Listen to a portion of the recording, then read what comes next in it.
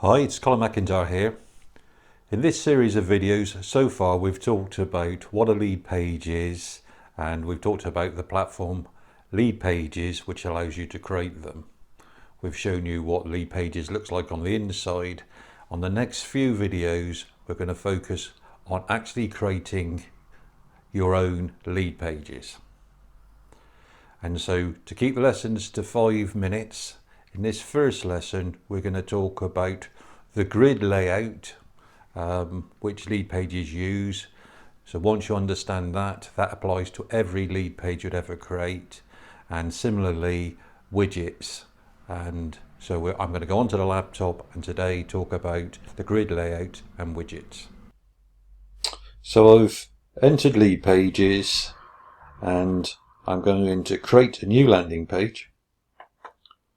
Now the great thing about grids and widgets is that they are used in all landing pages. So we're going to generate leads. We want to get subscribers for our business, and we're going to offer a free resource, a free PDF. What Leadpages then does, based on your selections, it will give you the pages, the templates that currently have the highest conversion rate. So I'm just going to take the first one. It's as good as any. I'm going to give it a video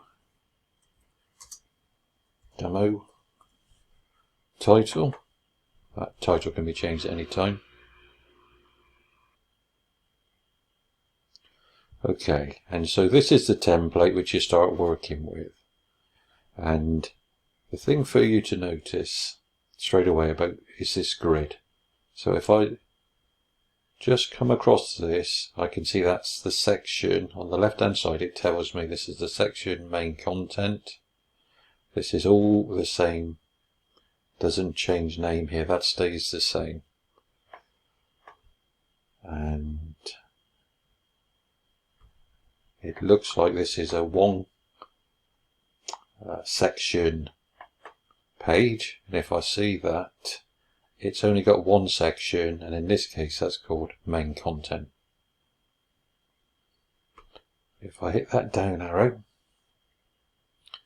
I can see that there are 3 rows in this page, and as I said, you need to remember it's a grid system. So 3 rows. And if I click down, okay, so row 1 only has one column, which is that one, and that is your logo on this page. And down arrow for row 2, and we can see that actually they've created 2 columns for row 2. So one of them is where they have their image, and one of them is where they have some content. And then there's a 3rd row which just has one column again, which they've named footer. Okay, so very simple grid system. So it allows you to always place where you're working. Now, if I show you what a widget is, widgets are what you want to put in to each of those areas that you create, rows or columns. So they can be your headline, your text boxes, your images, videos, and most importantly, we'll be having a look at forms in the next video. So on this page, they've actually got what they call is a pop-up. So if I click there, so once you press that button, you get to the form which asks you to put in your email address. So we're going to cover pop-ups and forms tomorrow. So today, just to reinforce what I've been saying, say on this layout I wanted to add another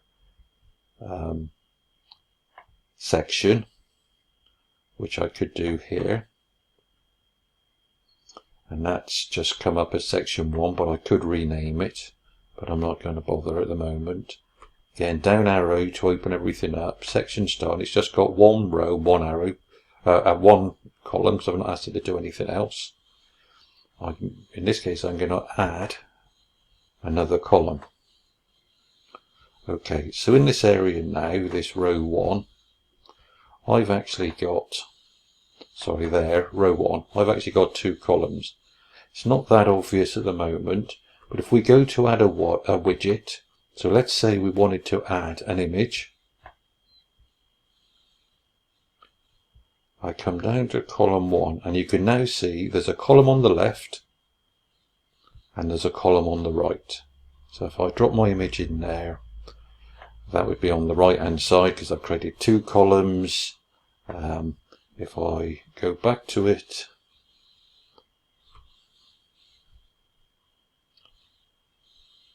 and add a 3rd column, it would now be in the center. So grid layout and selecting the widgets you want to drop into those cells, if you like, row and column locations are the way you create your pages. And again, summarizing, that one has got an image. That one is an image widget. That one is a headline widget. When I click it, the text says headline. And if I click this one, sorry, if I just click that and edit that, that is just a normal text box. Once you understand the grid layout in Leadpages, it is very easy for you to customize a template. You find the specific widgets where they are on the page, and then you can edit them to suit yourself. And obviously the principles apply whether you're editing an existing template or starting from scratch. Right, the next important point of collecting leads is obviously to have a lead capture form on your page. And on this particular page, it's actually hidden away under a pop-up. So tomorrow I'm going to talk about pop-ups and configuring your form so that they collect your email addresses and any other information that you choose to collect. So if you have enjoyed this video, please give me a thumbs up. To make sure you don't miss the video tomorrow, where I talk about the most important part of your lead capture page, then subscribe to my channel. And as I say, tomorrow will be forms and pop-ups. I'll see you tomorrow.